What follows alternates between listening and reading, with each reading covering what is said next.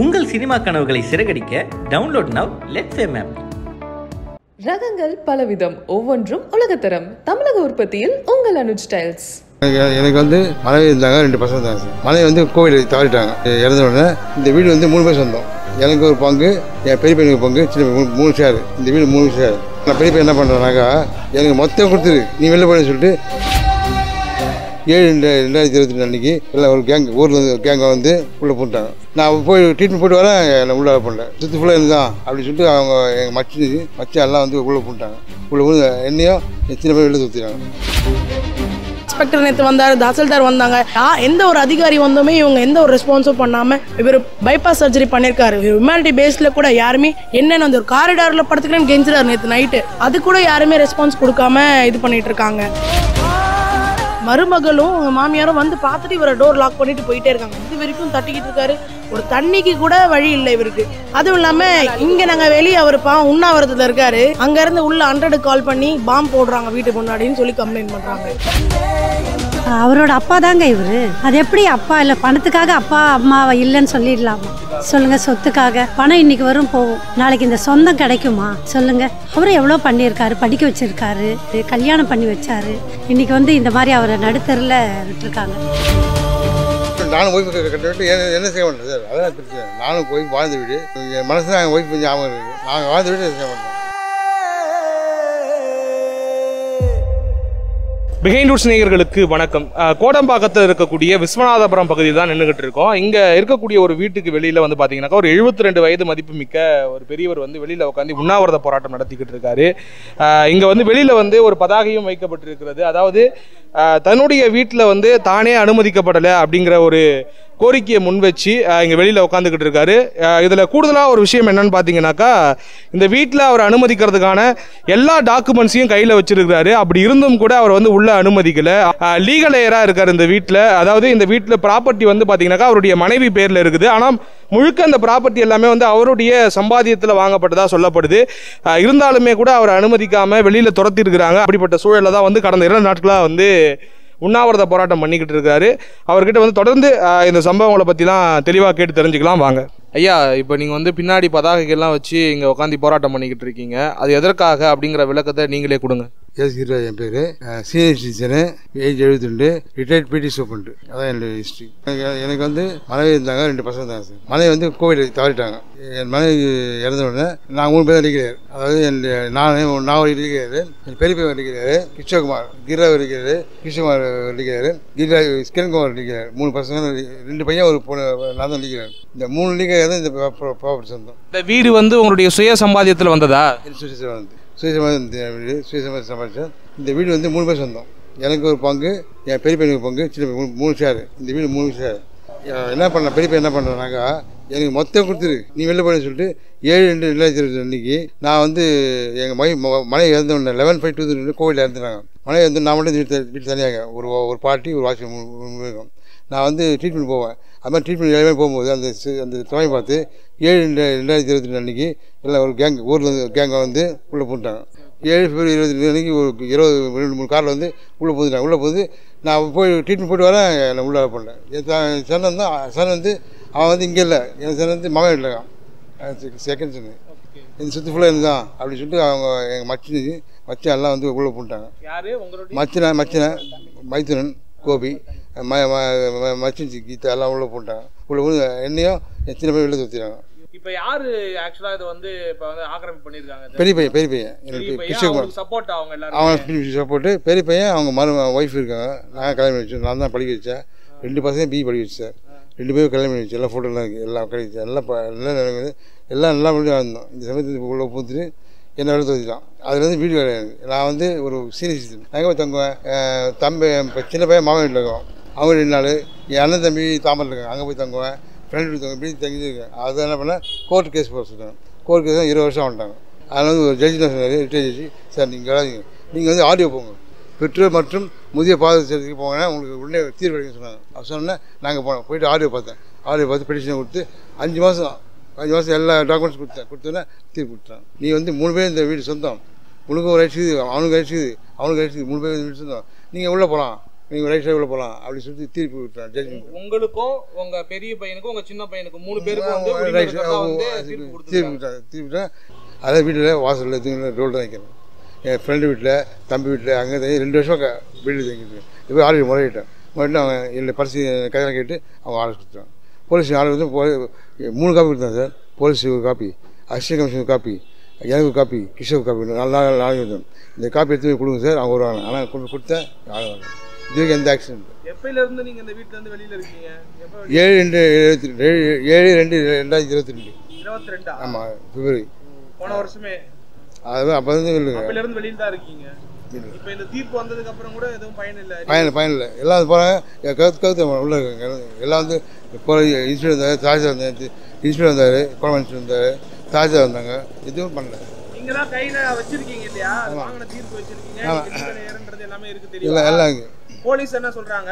ஒன்றும் பண்ண முடியாது. எல்லாம் கொடுத்துச்சு அவங்கள்ட்ட எல்லாம் சார். ஆடியோ ஆர்டர் கொடுத்தேன் சார். ஆடியோ ஆர்டர் தெளிவாக கொடுத்தாங்க. இவங்க ஆயிடுச்சு எல்லாம் சொல்லி இன்னும் பண்ணலையே. ஆனால் யார் வந்து உங்களை போலீஸ் இன்ஸ்பெக்டர் வந்தார். அவர் வந்து கவுத்து தரல. தாஜா வந்தாங்க, அவங்க தரல. உள்ளே உட்காந்துங்க. அவங்க என்ன பண்ண முடியும்? அவங்க தள்ளி பார்த்து போயிட்டாங்க. எந்த இது ஆக்சிடென்ட் இருக்குது. வந்து கதவு மட்டும் தட்டி போயிடுறாங்களா?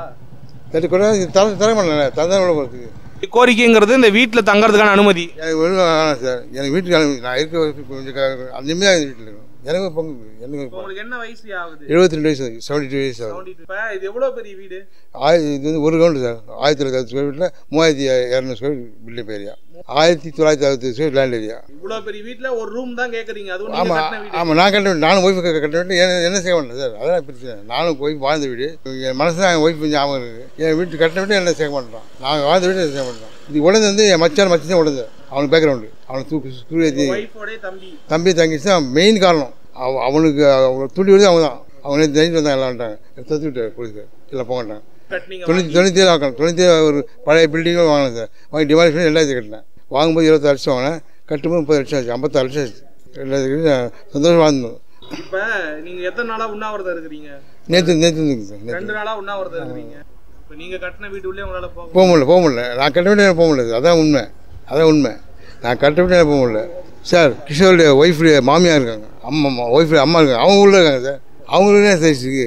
அவங்களும் ஆயிடுச்சு சொல்லுவாங்க. சம்மந்தி உள்ளதுரா சாப்பிடாம இருக்கீங்களே, அதுக்காச்சும் உங்கள் பையன் வந்து எதுவும் அது கூட எதுவும் அவன் வரல வந்து பண்ணல.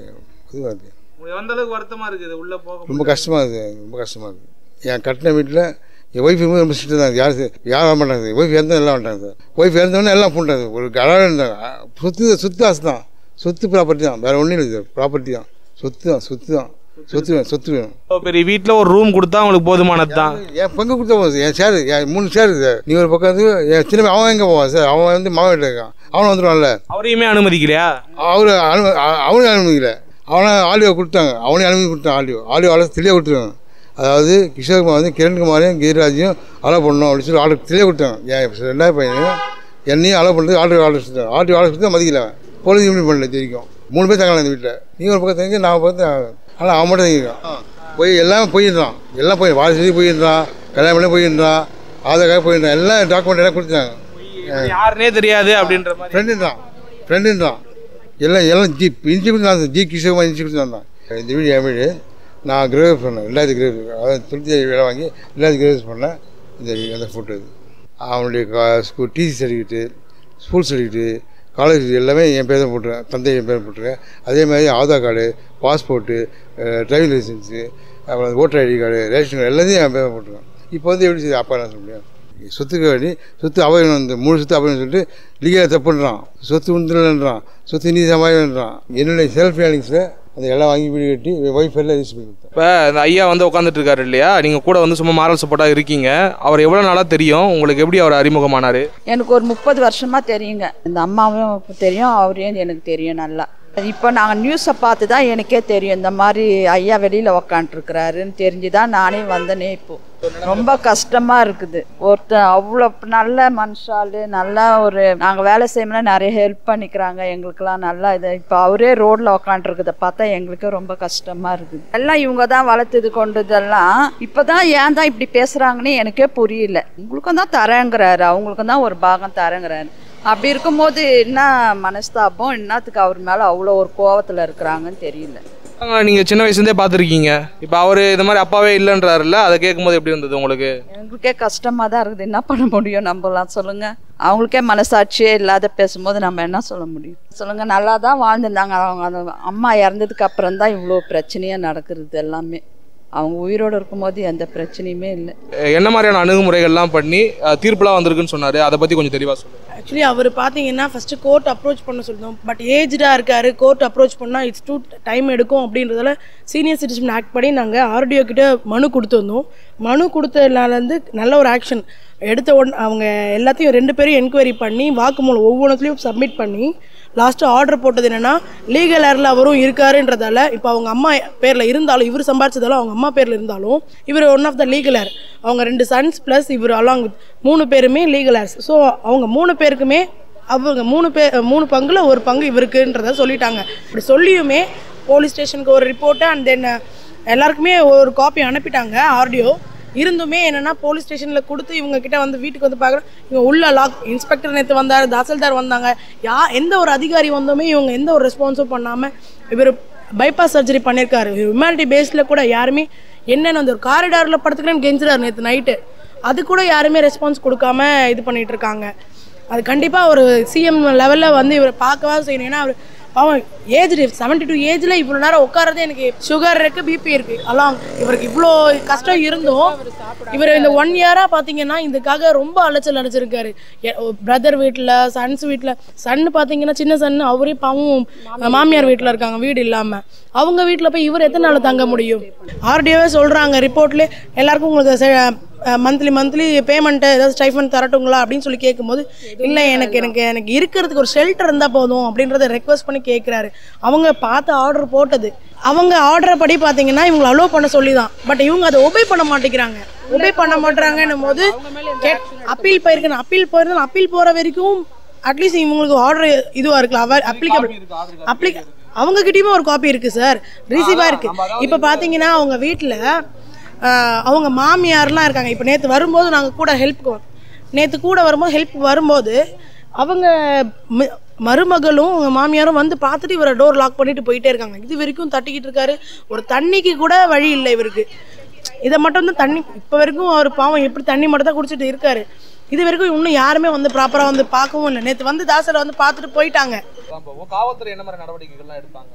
ஃபோன் பண்ணி கூப்பிட்டாங்க வெளியே வாங்க அப்படின்னு. எங்களுக்கு என்ன எங்களுக்கு உயிர்வாத உத்தரவு நாங்கள் அதை எழுதி தரோம். இவர் ஏஜ்டு பர்சன் ஃபோர்ஜரியா இவங்க பயமுறுத்துறாங்க. அதுவும் இல்லாமல் இங்கே நாங்கள் வெளியே அவர் பாவம் உண்ணாவிரதத்தில் இருக்காரு. அங்கேருந்து உள்ள 100 கால் பண்ணி பாம்பு போடுறாங்க வீட்டு முன்னாடின்னு சொல்லி கம்ப்ளைண்ட் பண்ணுறாங்க. சிசிடிவி போட்டு டெய்லி பார்த்துட்டு தானே இப்போ வரைக்கும் சிசிடிவி இருக்கு. நீங்கள் பார்த்துன்னு தெரியும் வெளியே என்னென்ன பண்ணுறாங்க இது பண்ணுறாங்க எல்லாத்தையும் உள்ளே பார்த்துட்டு தான் இருக்காங்க. இது வரைக்கும் ஒருத்தர் கூட வீட்டு வெளியே லைட்டு கூட போட்டு லைட் வெளியே போடுவோம் இருப்பாங்கன்னு சொல்லிட்டு உள்ளவே இருக்காங்க. எந்த அளவுக்கு ஹியூமனிட்டி இல்லை. அதாவது ஆக்சுவலி என்னன்னா இப்போ ட்ரெஸ் பாஸ் பண்ண முடியாதுல்ல. ஈவன் தான் போலீஸாக இருந்தாலும் பாவம் இவங்க ஆர்டர் இருக்குது, அவங்களால ரெக்வஸ்ட் பண்ணி கூப்பிட முடியும். அந்த ஒபே கூட பண்ண மாட்டேங்கிறாங்க உள்ளே இருக்கவங்க. ஒரு இன்ஸ்பெக்டர் வந்திருக்காரு. இப்போ நாளைக்கு அவங்களுக்கு ஏதோ ஒரு நாளைக்கு பிரச்சனைனாலும் இன்ஸ்பெக்டர் தான் வரணும், லோக்கலில் இருக்க எஸ்ஐ யாராவது வரணும். அதை கூட அவங்க ரெஸ்பான்ஸ் பண்ண மாட்டேங்கிறாங்கன்னா எங்கே நடக்குதுன்னு எதுவும் தெரியல. அதுக்கு ப்ரீவியஸாகவே இந்த இடத்துக்கு தேடி போகிறதுக்கே அவர் ஒரு 6 மாதம் 8 மாதம் கிட்ட அவருக்கு பயணிச்சிருக்காரு. எல்லாருக்கிட்டையும் எவ்வளோ அசிங்கப்பட்டிருப்பார், அவமானப்பட்டிருப்பார். இவ்வளோ சம்பாரிச்சு அவரு கட்டின வீட்டுக்குள்ள போக முடியலன்னும் போது அது எவ்வளோ மனவேதனையாக இருக்கும். ஆல்ரெடி இவர் மேலே எஃப்ஐஆர் இருக்குது. இவரை அவங்க ஃபாதர் அடித்து எஃப்ஐஆர் ஒன்று இருக்குது. எஃப்ஐஆர் இருந்துமே அவர் அக்யூஸ்ட் அடிச்சு வெளியே தோற்றதுக்கு எஃப்ஐஆர் இருக்கு. பெண்டிங் எக்மோர் கோர்ட்டில் பெண்டிங் இருக்கு, கேஸ் பெண்டிங்.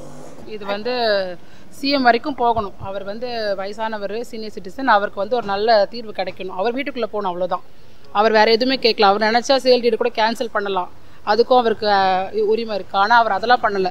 பிள்ளைங்களும் நல்லா இருக்கணும், நானும் எனக்கு இருக்க ஒரு இடம் வேணும், அவ்வளோதான். 72 உள்ள போதாங்க. அப்போ நானும் சின்ன பையன் வந்தோடனே உள்ள உள்ளதை அடித்து வெளியே தூற்றி நாங்கள் போலீஸ் கம்ப்ளைண்ட் பண்ணோம். கம்ப்ளைண்ட் பண்ணி எஃப்ஐஆர் போட்டு கொடுத்தாங்க. எஃப்ஐஆர் போட்டு கொடுத்து அதை கம்ப்ளைண்ட் பண்ணிட்டோம். கம்ப்ளைண்ட் பண்ணோன்னா அவங்க அக்யூஸ் 804 கேஸ் நம்பர் வெளியே எழுத்து என்னையா சின்ன பையன் வாட்ச்மேன் அடிச்சு சாவில் போட்டிட்டாங்க. என்னுடைய நிலைமை பார்த்து நான் ஒரு கவர்மெண்ட் ஸ்டாஃபு. அதனால் வந்து இந்த நிலைமை பார்த்து தமிழக முதலமைச்சரும் கலெக்டரும் சென்னை கலெக்டரும் எனக்கு ஆக்ஷன் உதவி பண்ணணும். நான் அவ்வளோ பொறுத்து நான் வந்து பங்கு கேட்குறேன். உள்ளே போகிறது என்னுடைய வீட்டுக்கு வாழாத வீட்டுக்கு இல்லை, வாழறது உரிமை கேட்குறதான். என் வீட்டில் தங்கத்துக்கு மட்டும் பர்மிஷன் உண்டு. தங்கத்துக்கு எனக்கு வாழ்வாதாரம் இல்லை. வெளியே தங்கிட்டுருக்கேன், ரோடு தங்கிட்டுருக்கேன், எங்கள் அண்ணன் வீடு தங்கியிருக்கேன், தம்பி தங்கியிருக்கேன். எவ்வளோ வீட்டில் தங்க முடியும்? நான் ஒரு ரிட்டையர்ட் பிடி சார், நான் அம்மையாக படிச்சிருக்கேன். எனக்கு கிறிஸ்டி இருக்குது சார். அதனால் வந்து எனக்கு தங்கத்துக்கு இந்த வீடு இடம் சார். அவங்க மிஸ்ஸஸ் வந்து எனக்கு க்ளோஸ் ஃப்ரெண்டு. நாங்கள் ஒரு 25-26 வருஷமாக ஃப்ரெண்ட்ஸு நாங்கள். 25-26 வருஷமாக எங்கள் ஹஸ்பண்ட் ஒய்ஃபாக தான். ஆமாம், ஒய்ஃபாக தான் இருக்காங்க. என் பையனும் கிரணும் சென்ட் ஜான்ஸில் ரெசிடென்சி ஸ்கூலில் படித்தாங்க. 7th-லேருந்து 10th வரைக்கும் ஒன்றா படித்தாங்க. அந்த 7th-லேருந்து போகும்போது என்னை அவங்க டெய்லி அந்த எவ்ரி வீக் நாங்கள் போவோம். அப்போ என்னை வந்து டி நகரில் வந்து பிக்கப் பண்ணிட்டு போவாங்க அவங்க. நாங்கள் பிக்கப் பண்ணிட்டு போவாங்க. அதில் வந்து நாங்கள் 2 பேரும் ரொம்ப க்ளோஸ் ஃப்ரெண்ட்ஸு. அதே மாதிரி நாங்கள் ரொம்ப ஃபேமிலி ஃப்ரெண்ட்ஸு. சும்மா சாதா ஃப்ரெண்டாக இருந்துட்டு அப்புறம் ஃபேமிலி ஃப்ரெண்ட்ஸ் ஆகிட்டோம். இன்னி வரைக்கும் நாங்கள் அப்படி தான் இருக்கிறோம், இந்த நிமிஷம் வரைக்கும். வந்து ஃபஸ்ட்டு இது மாதிரி துரத்துனப்பவும் வந்தோம். நாங்கள் போலீஸ் இல்லாமல் தலையிட்டு எவ்வளோ இது பண்ணாங்க. அவங்க ரொம்ப அடமெண்ட்டாக அவங்கள விரட்டி. அவர் தான் பையன் இல்லை, இவர் அப்பா தான். அவரோட அப்பா தாங்க இவர். அது எப்படி அப்பா இல்லை? பணத்துக்காக அப்பா அம்மாவை இல்லைன்னு சொல்லிடலாமா? சொல்லுங்கள். சொத்துக்காக பணம் இன்றைக்கி வரும் போகும், நாளைக்கு இந்த சொந்தம் கிடைக்குமா? சொல்லுங்கள். அவரும் எவ்வளோ பண்ணியிருக்காரு, படிக்க வச்சுருக்காரு. இன்ஜினியரிங், ஆமாங்க, இன்ஜினியரிங் படிக்க வச்சார், கல்யாணம் பண்ணி வச்சார். அந்த கல்யாணத்துக்கெலாம் நாங்கள் இல்லாமல் போனோம். இன்றைக்கி வந்து இந்த மாதிரி அவரை நடுத்தரில் விட்டுருக்காங்க. இன்றைக்கி கலெக்டரோட இதுக்கும் ஆர்டிஓவோட இதுக்குமே மரியாதை இல்லைன்னா அப்புறம் எங்கேருந்து ஒரு இது இருக்கும் சொல்லுங்கள். அதனால் நம்ம தமிழக முதலமைச்சர் கண்டிப்பாக பண்ணுவாங்க, அந்த நம்பிக்கை இருக்குது. ஏன்னா அவர் மக்களுக்காக இன்றைக்கி எவ்வளோ பண்ணுறாரு. அதனால் இந்த சீனியர் சிட்டிசனுக்கு அவர் கண்டிப்பாக பண்ணுவாங்க. உங்கள் சினிமா கனவுகளை சிறகடிக்க download now let's Fame app. ரகங்கள் பலவிதம், ஒவ்வொன்றும் உலகத்தரம். தமிழக உற்பத்தியில் உங்கள் அனுஜ் டைல்ஸ்.